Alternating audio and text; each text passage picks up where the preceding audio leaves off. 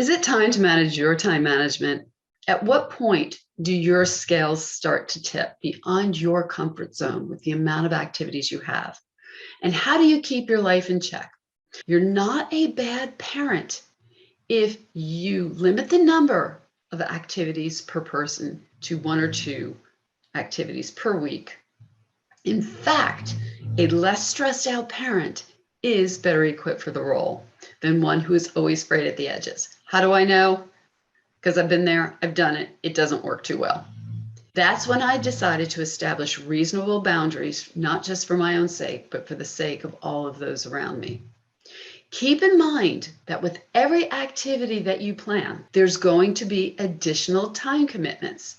So in fact, if there is school, there is probably going to be maybe some homework help that you're going to get tapped for. Commuting to and from play dates after school. You might even have professional commitments if you're working outside the home. And of course, then there's always housework, bill paying, grocery shopping, and all those other to-dos that go along with household management. Even with minimal extracurriculars, I can guarantee you that you will still stay busy. You will not be bored. Now, here are some additional tips to help you to achieve balance and maintain just a smidge of sanity.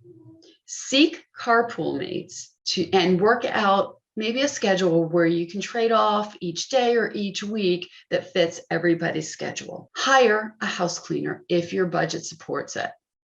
If it's not economically feasible, get other household members on board with helping you out, maybe your spouse, and stop laughing.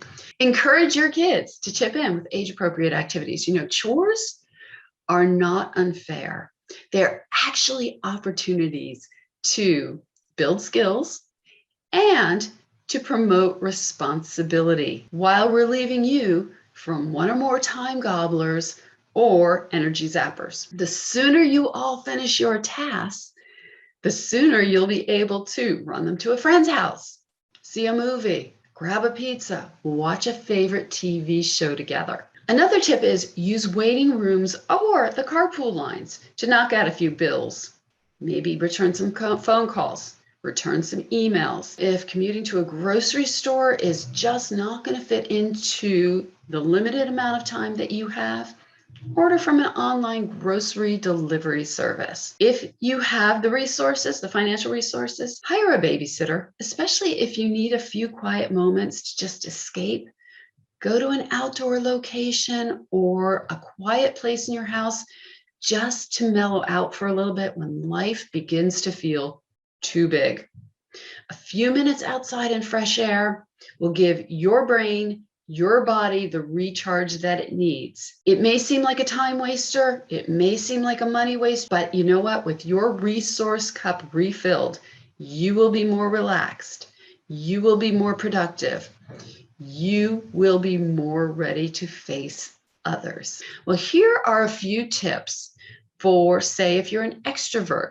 These are the folks whose resource cup gets filled by the presence of others. If you are defined as an extrovert, then fill that cup with a cup of coffee or maybe a glass of vino with a friend or two. Add social engagements through fitness classes, through adult education, through hobbies, and then reserve some time for yourself, for reflection, for meditation, for reading, and any household activities that you need to get done. If you define yourself as an introvert, it's okay to schedule in some periodic social interactions, but just make sure that you reserve some time to crawl back into your bear cave afterward for some quiet decompression time. Now, whether you're an introvert, an extrovert, or anywhere in between, ensure that your schedule has time for your own well-being.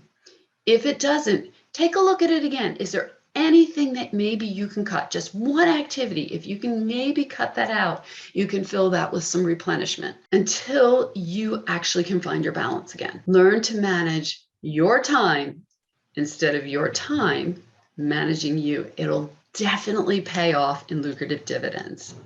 My name is Sherry Curley. I am also known as the Practical Sort because I provide practical home organizing solutions in an eco-friendly way. I'm also an organizing motivator, speaker, and writer.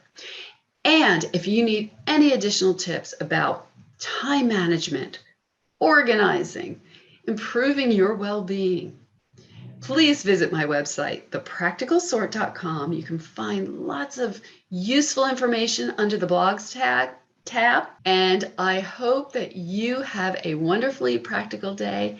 Thanks for joining me. Bye-bye.